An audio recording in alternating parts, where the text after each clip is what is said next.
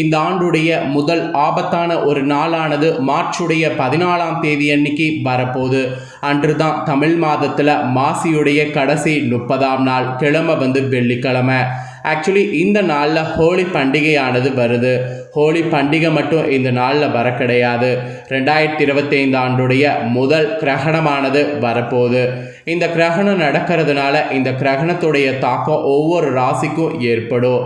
அது மட்டும் இல்லாமல் இந்த கிரகணத்தின் போது என்ன செய்யணும் என்ன செய்யக்கூடாது அப்படிங்கிறத ஒவ்வொரு ராசிக்காரங்களும் தெரிஞ்சுக்கணும். ஸோ அதனால் இன்னிலிருந்து ஒவ்வொரு ராசிக்கும் கிரகணத்துடைய தாக்கத்தை பற்றி ஷேர் பண்ண போகிறேன்.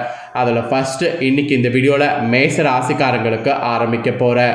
மேச ராசியில் பிறந்தவங்க உங்கள் ராசிக்கு கிரகணத்துடைய தாக்கத்தை பற்றி இந்த வீடியோவில் தெரிஞ்சுக்குங்க.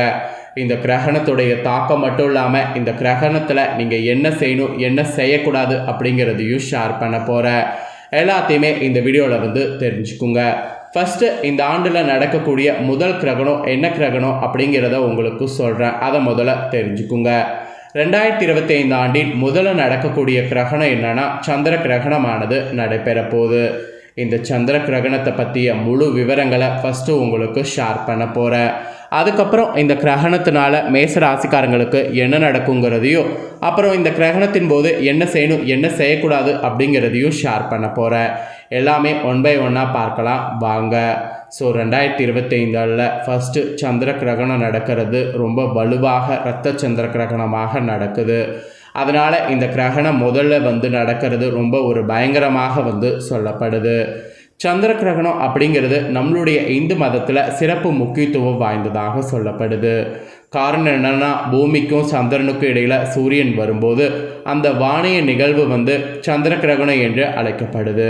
இந்த சந்திர கிரகணம் சனாதன தர்மத்தில் ஒரு அமங்கல நிகழ்வாக கருதப்படுது, அதாவது ஒரு கெட்ட நிகழ்வாக கருதப்படுது. இந்த நேரத்தில் நாம் மங்களகரமான மற்றும் மங்களமான செயல்களை செய்யக்கூடாது என்று எச்சரிக்கை உங்களுக்கு இருக்குது. அப்புறம் சந்திர கிரகணத்தில் பௌர்ணமி நாளில் வரும். இந்த டைம் பௌர்ணமி முடிந்து பார்த்திங்கன்னு வச்சுக்கோங்களேன் ஹோலி பண்டிகையோடு வருது. ஸோ இதனால் சூத காலம் பார்த்திங்கன்னு வச்சுக்கோங்களேன் வலுவாக ஏற்படுது. இந்த சூத காலத்தினாலேயே பயங்கர ஒரு எச்சரிக்கையானது இருக்குது. ஸோ இந்திய கணக்கின்படி ஜோதிடர்கள் சொன்னது 2025 ஆண்டின் முதல் கிரகணம் பல்கோண மாதத்தில் நடைபெறுது அப்படிங்கிற மாதிரி கணிச்சிருக்காங்க. முழு நிலவில் நடைபெற போகுது. கரெக்டாக பார்த்திங்கன்னு வச்சுக்கோங்களேன் மார்ச் 14ஆம் தேதி அன்னைக்கு நிகழப்போகுது. மார்ச் 14ஆம் தேதி அன்னைக்கு காலையில் 9:29 மணிக்கு தொடங்கி பிற்பகல் 3:29 மணிக்கு முடிவடையுது. கிட்டத்தட்ட 6 மணி நேரத்துக்கு மேலே இந்த கிரகணமானது நடக்க போகுது. இந்தியாவில் இந்த கிரகணம் பகல் நேரத்தில் நடக்கிறதுனால காண முடியாது. சூத காலம் மட்டும் இருக்குது. சூத காலத்துக்கு ஏற்பதான் மேசராசிக்கு இதெல்லாம் பலன் என்று குறிப்பிடப்பட்டிருக்கு. நாசாவுடைய வலைத்தளத்தின்படி 2025 ஆண்டின் முதல் சந்திர கிரகணம் இந்தியாவில் தெரியாதுன்னா மற்ற நாடுகளில் எங்கே தெரியும்னா அமெரிக்கா, மேற்கு ஐரோப்பா, மேற்கு ஆப்பிரிக்கா இந்த மாதிரியான பகுதிகளில் கிரகணத்தை காண முடியும். இந்தியாவில் காண முடியாதது இந்த மாதிரியான பகுதிகளில் காண முடியும். ஸோ இப்போ கிரகணம் நடக்கிறத பற்றி டீட்டெயிலை பார்த்துட்டோம். இப்போ கிரகணம் நடக்கிறதுடைய தாக்கம் மேச ராசிக்காரங்களுக்கு எப்படி இருக்குங்கிறத சொல்கிறேன். மேச ராசிக்காரங்க உங்களுக்கு என்ன தாக்கங்கிறத தெரிஞ்சுக்குங்க. அதுக்கப்புறம் கிரகணத்தின் போது நீங்கள் என்ன செய்யணும் என்ன செய்யக்கூடாதுங்கிறத பார்க்கலாம். மேஷராசி அஸ்வினி பரணி கார்த்திகை 1ஆம் பாதத்தில் பிறந்தவங்க இந்த வீடியோ ஸ்கிப் பண்ணாமல் பாருங்கள். உங்களுக்கு நான் சொல்லக்கூடிய கணிப்பு கரெக்டாக இருக்கும். இந்த கிரகணத்துடைய தாக்கத்தினால செலவுகள் உங்களுக்கு கூடும். வாகனங்கள் வகையில் செலவுகள் உங்களுக்கு உண்டாகும். மனதில் கூட வீண் குழப்பங்கள் ஏற்பட்டு நீங்கும். நெருக்கடியான சந்தர்ப்பத்தில் உதவிகள் கிடைப்பது கடினமாக இருக்கும். அதனால் இந்த கிரகணத்தின் போது எந்த காரியங்களில் ஈடுபட்டாலும் அதில் மனு தடுமாற்றம் இல்லாமல் இருக்கிறது நல்லது. ஸோ முடிந்த அளவு புதிய காரியங்களில் ஈடுபடாமல் இருங்க, அதுதான் உங்களுக்கு நல்லது. தொழில் வியாபார தொடர்பாக பயணங்கள் நீங்கள் செல்கிறதா இருந்தால் தாராளமாக இந்த கிரகணத்தின் போது செல்லுங்க. அப்படி சென்றீங்கன்னா தான் வரவேண்டியது எல்லாமே உங்கள் கைக்கு வந்துக்கிட்டு இருக்கும்.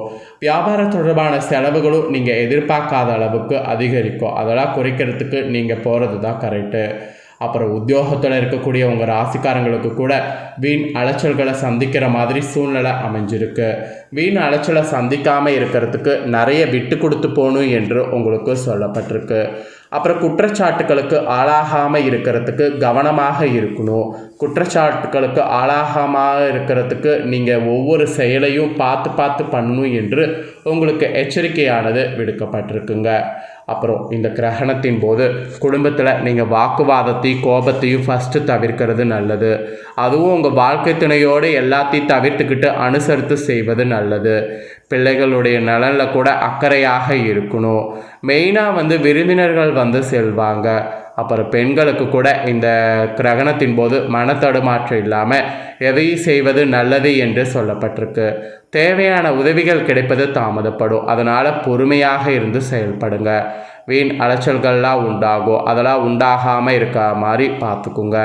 அப்புறம் மாணவர்களாக இருக்கிறவங்களுக்கு பாடங்கள் படிப்பதில் மனதில் மகிழ்ச்சியை உண்டாக்கும். தேர்வில் அதிக மதிப்பெண் பெற குறிக்கோளோடு செயல்படணும். அப்படி செயல்பட்டால் தான் நீங்கள் நினைத்த மாதிரி மதிப்பெண்களை பெற முடியும். இல்லைனா உங்களால் பெற முடியாது. அப்புறம் கலைத்துறையில் சேர்ந்த மேசராசிக்காரங்களுக்கு இந்த கிரகணத்தின் போது பணவரவு ஏற்றிறக்கமாக இருக்கும். எடுத்த முடிவை செயல்படுத்துறதுக்கு முன்னாடி ஒரு முறைக்கு இருமுறை ஆலோசிப்பது நல்லது. எந்த ஒரு காரியத்திலும் அவசர முடிவு எடுக்க தூண்டும். ஸோ அதனால் அவசர முடிவு எடுக்க தூண்டுங்கிறதுனால கிரகணத்தின் போது கலைத்துறையில் இருக்கிறவங்க கவனமாக பொறுமையாக இருங்க. அப்புறம் அரசியலில் இருப்பவர்களுக்கு எதிர்பார்த்த பதவி உயர்வு கிடைக்கும். கூடுதலாக உழைக்க வேண்டியது இருக்குது. மேலிடத்திலிருந்து வந்த கருத்து வேற்றுமையெல்லாம் நீங்கி ஒற்றுமையானது உண்டாகும். அப்புறம் எடுத்திருக்கக்கூடிய அரசாங்க வேலைகள் மூலம் நன்மைகள் உண்டாகும். ஸோ எடுத்திருக்கக்கூடிய வேலைகள் நீங்கள் கரெக்டாக பண்ணணும். இதுதான் அரசியலில் இருக்கிறவங்களுக்கு இந்த கிரகணத்துடைய தாக்கமாக சொல்லப்பட்டிருக்கு. அப்புறம் நீங்கள் அஸ்வினியில் பிறந்தவங்களாக இருந்தீங்கன்னா இந்த கிரகணத்துடைய தாக்கம் கடன் பிரச்சனைகள் தொல்லை தராமல் இருக்கும். எதிர்பார்த்த பண வசதி கிடைக்கும். உங்களுடைய செயல்களுக்கு இருந்த எதிர்ப்புகள் நீங்கும். மெயினாக வழக்கு விவகாரங்களில் சாதகமான போக்கு காணப்படும். அப்புறம் பரணியில் பிறந்தவங்களுக்கு இந்த கிரகணத்துடைய தாக்கம் தொழில் வியாபாரம் சுமாராக நடக்க செய்யும். எதிர்பார்த்த பணவரவு இருந்தாலும் வியாபாரம் தொடர்பான செலவுகள் கூடும். போட்டிகள் தொல்லைகள் தராமல் இருக்கும். உத்தியோகத்தில் இருக்கிறவங்க பணி சுமை குறைந்து காணப்படும். அப்புறம் கார்த்திகை 1ஆம் பாதத்தில் பிறந்தவங்களுக்கு இந்த கிரகணத்துடைய தாக்கம் வேலையில் திறமைக்கு பாராட்டு கிடைக்கும். குடும்பத்தில் இருப்பவர்களுக்கு இருந்து வந்த நோய் நீங்கும். உங்களுடைய நலனில் அக்கறை காட்டணும். கணவன் மனைவிக்கிடையே கருத்து வேற்றுமை ஏற்படும். அதனால் விட்டு கொடுத்து போகணும். ஸோ இப்படி நட்சத்திரத்துக்கு ஏற்பவும் உங்கள் ராசிக்கு சொல்லப்பட்டிருக்கக்கூடிய கிரகண தாக்கம் இதுதாங்க. ஸோ இவ்வளோ நேரம் கிரகணத்துடைய தாக்கம் உங்கள் ராசிக்கு என்ன மாதிரி இருக்கும் அப்படிங்கிறத பார்த்துட்டோம். இப்போ இந்த சந்திர கிரகணத்தின் போது செய்யக்கூடாத விஷயங்கள் இருக்குது. ஸோ என்ன செய்யலாம் என்ன செய்யக்கூடாது அப்படிங்கிறத உங்களுக்கு சொல்கிறேன். இந்த எச்சரிக்கையை கண்டிப்பாக மேஷ ராசிக்காரங்க இந்த கிரகணத்தின் போது ஃபாலோ பண்ணுங்கள். கிரகணம் தொடங்குவதற்கு 2 மணி நேரத்திற்கு முன்னதாகவே எந்தவித உணவும் உட்கொள்ளக்கூடாது. அப்புறம் கிரகண நேரத்தில் உணவுகளில் தர்பை புல்லுனை போட்டு வைக்கணும். கிரகணத்தின் போது நவக்கிரக துதியை பாராயணம் செய்யணும். இல்லைனா சந்திர கிரகணத்திற்கான துதியை பாராயணம் செய்யணும். அப்புறம் மேசராசிக்காரங்க நீங்கள் கர்ப்பிணி பெண்களாக இருந்தீங்கன்னா கிரகணத்தின் போது வீட்டை விட்டு வெளியே போகக்கூடாது.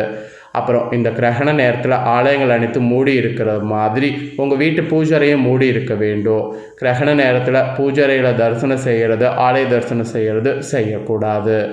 மெயினாக கிரகண நேரத்தில் செய்து வைத்திருக்கக்கூடிய உணவுகளில் தர்பை புல்லுனை கண்டிப்பாக போட்டு வைக்க வேண்டும். இல்லைனா அது கெட்டு போக அதிக வாய்ப்பு இருக்குது. கிரகண விமோசன காலத்தில் அதாவது கிரகணம் முழுவதும் முடிந்ததுக்கு பின்னாடி மேசராசிக்காரங்க ஃபஸ்ட்டு செய்ய வேண்டியது ஸ்நானம் செய்கிறது. அதாவது குளிக்கிறது, வீடு வாசலை சுத்தம் பண்ணுறது, அதுக்கப்புறம் ஆலய தரிசனம் மேற்கொள்கிறது. இது கண்டிப்பாக கிரகணம் முடிஞ்சதுக்கு பின்னாடி நீங்கள் செய்தே ஆகணும். கிரகணம் முடிந்ததும் நீங்கள் பித்திருக்களுக்கு தர்ப்பணம் செய்தால் நல்லது. ஆலய தரிசனம் மேற்கொண்ட பிறகே உணவுகளை உட்கொள்ளணும். அதுக்கு முன்னாடி உட்கொள்ளக்கூடாது. ஸோ இது கிரகணத்தின் போது நீங்கள் செய்யக்கூடாத விஷயங்கள் என்று உங்களுக்கு சிலது குறிப்பிடப்பட்டிருக்கு. ஸோ கிரகணத்தின் போது என்ன செய்யக்கூடாதுங்கிறதையும் பார்த்துருப்பீங்க. ஸோ பார்த்ததை கண்டிப்பாக ஃபாலோ பண்ணுவீங்கன்னு சொல்லி நான் நம்புகிறேன். ஸோ இந்த முக்கியமான தாள்களை நீங்கள் பார்த்தது போல் உங்கள் ஃப்ரெண்ட்ஸ் ஃபேமிலியில் இருக்கிறவங்களும் பார்த்து அவங்களும் பலனடையணும் அப்படின்னு நினச்சிங்கன்னா வீடியோ லைக் பண்ணி ஷேர் பண்ணுங்கள். வீடியோவை உங்கள் ஃப்ரெண்ட்ஸ் ஃபேமிலியில் இருக்கிறவங்களும் மேஷ ராசிக்காரங்களாக இருந்தாங்கன்னா இதை பார்க்கட்டும். பார்த்து இதை தெரிஞ்சு இதற்கேற்ப நடந்து பயனடையட்டும். நெக்ஸ்ட்டு நம்ம சேனலில் நிறைய இம்பார்ட்டண்டான வீடியோலாம் போடப்படும். அதை எல்லாத்தையுமே உடனுக்குடனே தெரிந்து கொள்ள மறக்காமல் நம்ம சேனலை சப்ஸ்கிரைப் பண்ணுங்கள். கூட பெல் பண்ண ப்ரெஸ் பண்ணுங்கள். ஃபஸ்ட் டைம் பார்க்குறவங்க, சப்ஸ்கிரைப் பண்ணாமல் இருக்கிறவங்க சப்ஸ்கிரைப் பண்ணி பெல் பண்ண ப்ரெஸ் பண்ணிட்டீங்கன்னா நான் போகிற மற்ற அப்டேட்டான எல்லா வீடியோஸும் உடனுக்குடனே தெரிந்து கொள்ளலாம். ஸோ மறக்காமல் பண்ணுங்கள். நெக்ஸ்ட்டு ரிஷப ராசிக்காரங்களுக்கு சந்திர கிரகணத்துடைய தாக்கத்தால் என்ன நடக்குங்கிற புதிய தகவல்களோடு வந்து சந்திக்கிறேன். தேங்க்யூ.